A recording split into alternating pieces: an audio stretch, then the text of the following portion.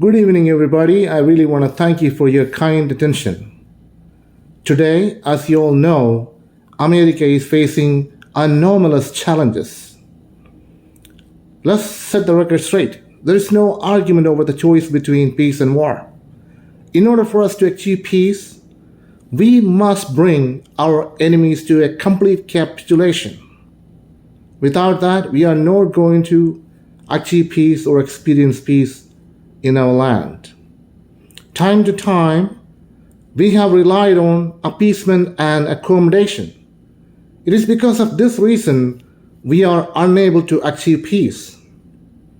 Today, we want to make sure that we are engaged in actions with which we will be able to bring our country to a satisfactory level when it comes to peace and security.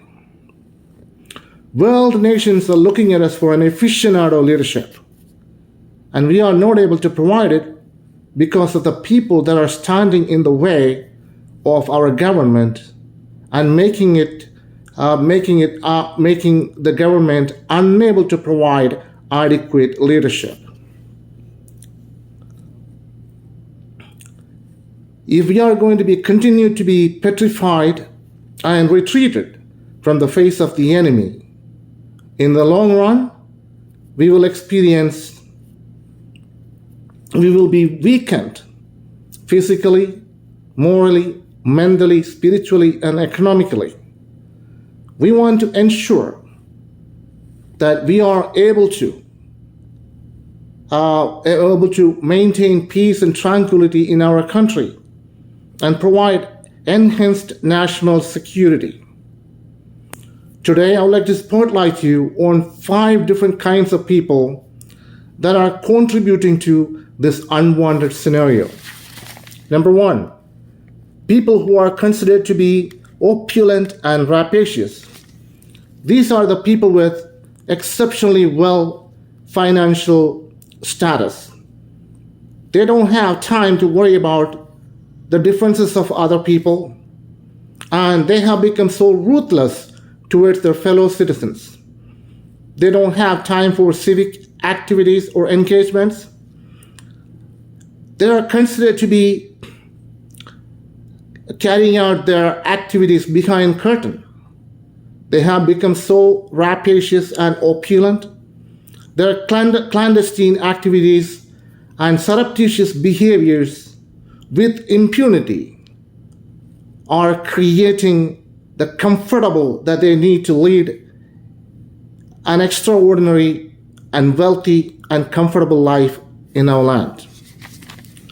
Number 2, people who are considered to be indigent and desperate.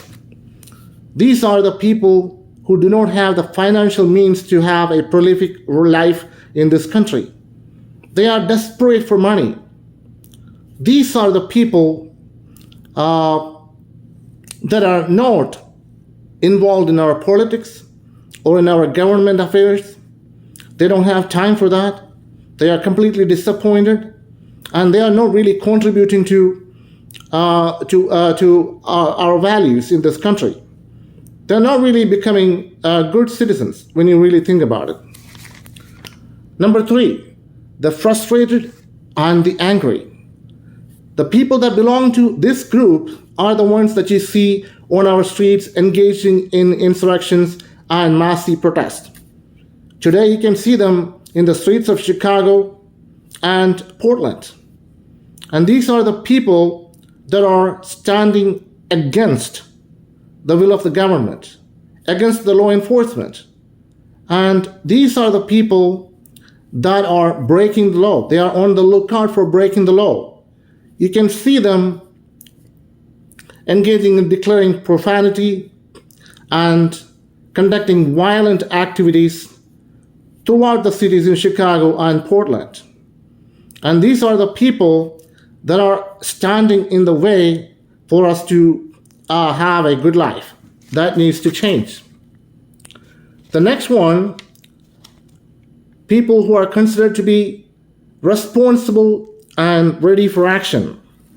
The people that belong to this category are the law enforcement officers, military personnel, government officials, including our president, and all those good people that are standing in the way for the betterment of this country. These are the people that are considered to be highly knowledgeable and understand their responsibilities. So, for example, our president, Donald Trump, he knows what he needs to do. And he's doing everything within his power to make America better again. But there are things that he's facing today. He's facing tremendous opposition from some judges and some politicians, and they're standing in their way to hinder him, hinder his success. You know, he wanted to aid our ICE officers and other law enforcement officers in both of these cities, Chicago and Portland. And because of the activities of some of these judges, these are unlawful activities, by the way, unconstitutional. They must not be obstructing the conductivity of justice. They must never stand in the way of our government to carry out the necessary duties to ensure tranquility and peace in our nation. And these judges are blocking the deployment of National Guards from Texas and from California. That needs to stop. We must provide adequate resources. We must provide the green signal for our president to carry on with his executive duties. He is the commander-in-chief.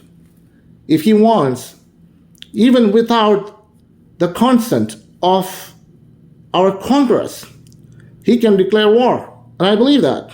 Congress is the one that is supposed to declare war, but I honestly believe that Donald Trump has the capability to declare war if it comes to a point where he really has to do it.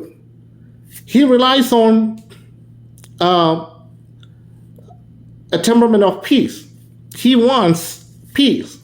But if peace is not possible, that's what our symbol is all about.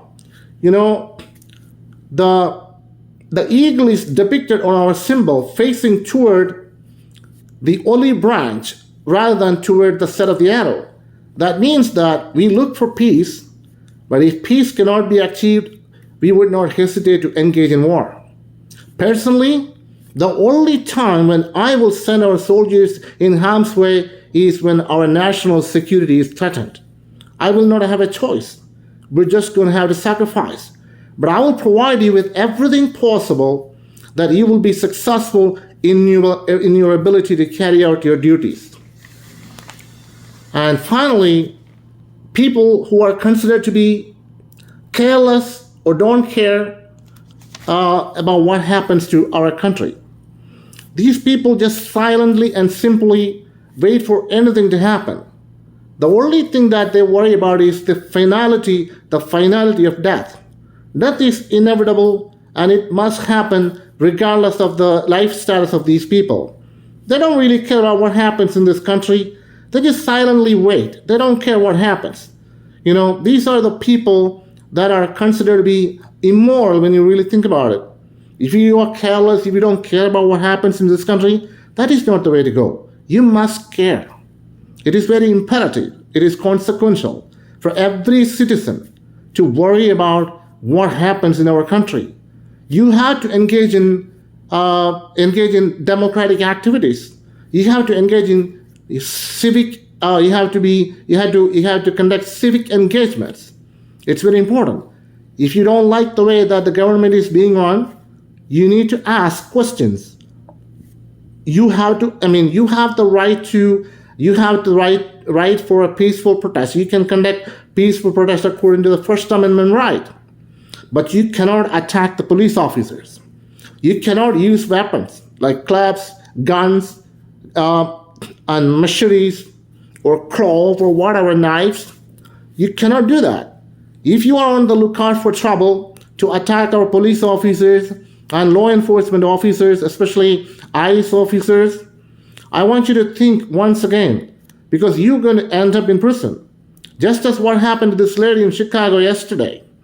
You know, she cussed him out, and she rammed her vehicle. He boxed in, the police officers were boxed in with her vehicle, and she was ready to attack.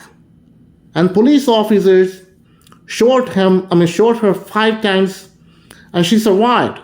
She ended up in a hospital, and she's under the custody of FBI today. FBI is questioning her. This can happen to anybody at any time.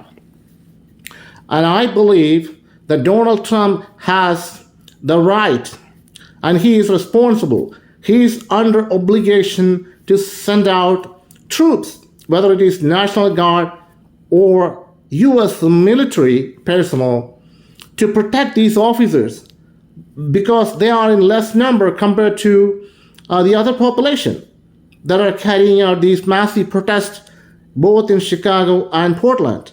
And the government must protect the resources as well. And I believe that we have to do this in a fast manner. The more we wait, the worse things will get. So we must promote peace, tranquility, and we must allow people to have a peaceful life in this world, in this country. And this is the only way in which we can achieve that. So I'm calling upon the politicians in Washington, D.C.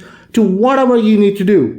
Side with the President of the United States if you have to declare war on our land, because we're talking about millions of people in number. These activities can escalate and spread to other states in the coming days. We want to stop this. We want to send a clear, shocking message to all those that are on the lookout for trouble in this country.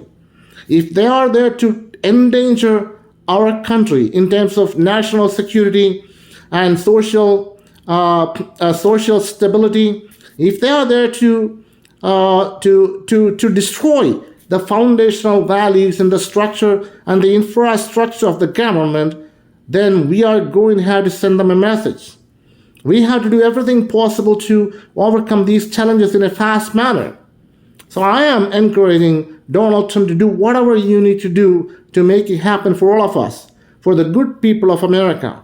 We want peace and happiness in this country. People are suffering from different kinds of problems.